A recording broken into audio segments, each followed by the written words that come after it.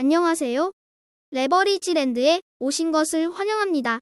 2025년 5월 17일 토요일 오늘의 증시 날씨 꾸역꾸역 올라간다. 미국 증시가 마지막 날까지 올라주며 최고의 한 주를 기분 좋게 마무리했다.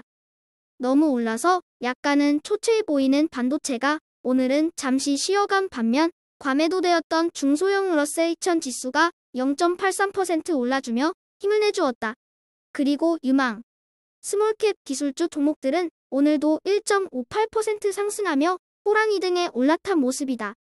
결과적으로 모든 지수가 지속 우상향하며 아름다운 한 주를 보냈지만 장막판 어둠의 그림자가 드리워졌다. 이 부분은 잠시 후 계속해서 설명하겠다. 어둠의 그림자는 바로 무디스의 미국에 대한 신용등급 하향 조정 소식이다. 무디스는 미국의 대규모 부채를 주목하며 신용등급을 한 단계 낮추어 발표했다.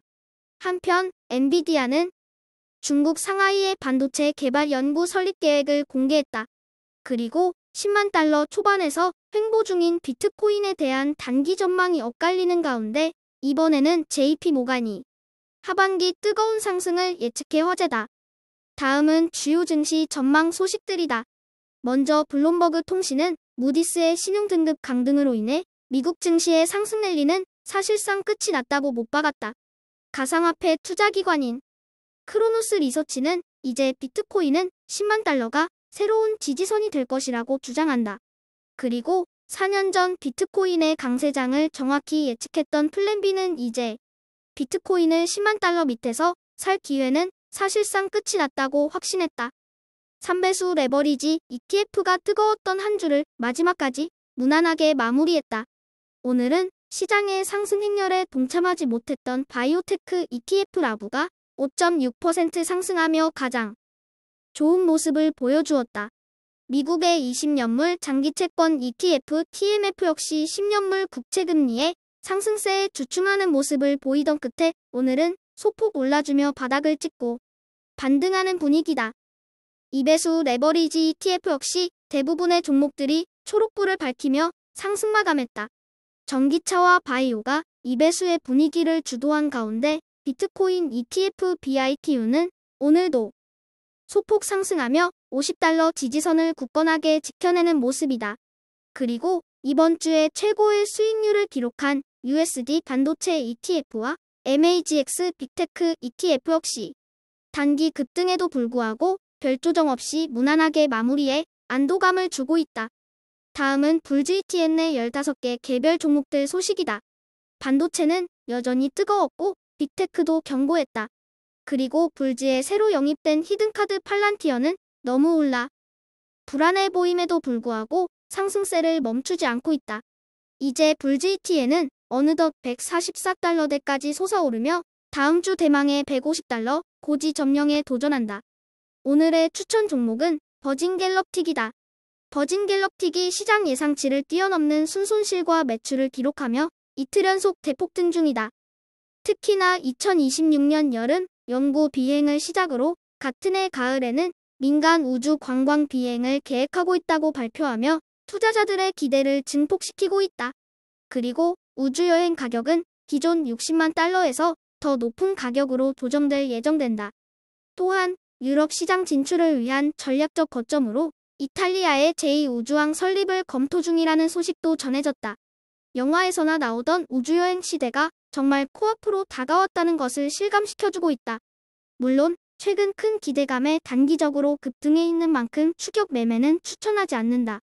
다만 전체적으로 놓고 보면 여전히 고점 대비 하락률 마이너스 90%가 넘을 정도로 주가 자체는 크게 폭락해 있는 상태로 인류 최초의 우주여행 사업과 관련해서 최상위 선두에 있는 회사인 만큼 충분히 주목할 가치가 있다는 것이 레버리지랜드의 의견이다. 우주여행이라는 만화 같은 테마로 새로운 시대를 개척 중인 버진갤럭틱을 오늘의 텐버거 후보 종목으로 추천해본다. 혹자는 말한다. 주식시장은 성난 황소처럼 제멋대로라서 어디로 튈지 모른다고. 하지만 개인적으로 주식시장만큼 투명하고 공평한 곳이 없다고 생각한다. 좋아질 것 같으면 올라가고 나빠질 것 같으면 내려간다. 현재 상황을 정말 귀신같이 대변해주는 곳이 시장이다. 가끔은 실적이 좋은데도 주가는 시큰둥한 경우가 있고 심지어는 서프라이즈 실적 발표와 함께 폭락하는 경우도 있다.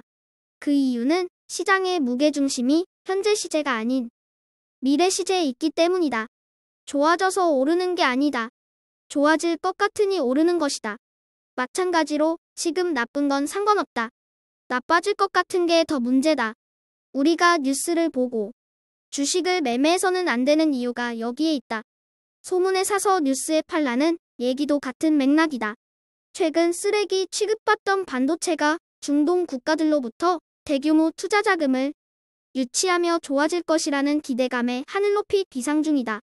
반면에 바이오는 온갖 악재를 두드려 맞으며 안 좋아질 것 같다는 실망감에 그 주가 역시 땅바닥을 기어다니고 있다. 대박의 힌트가 바로 여기에 숨어 있다고 생각한다. 좋을 것 같은데 안 좋아져 버리면 완전히 낭패를 볼 수 있다. 그와는 반대로 엉망일 것 같은데 생각보다 엄청 좋아지면 주가는 대기권을 뚫고 하늘 높이 올라간다.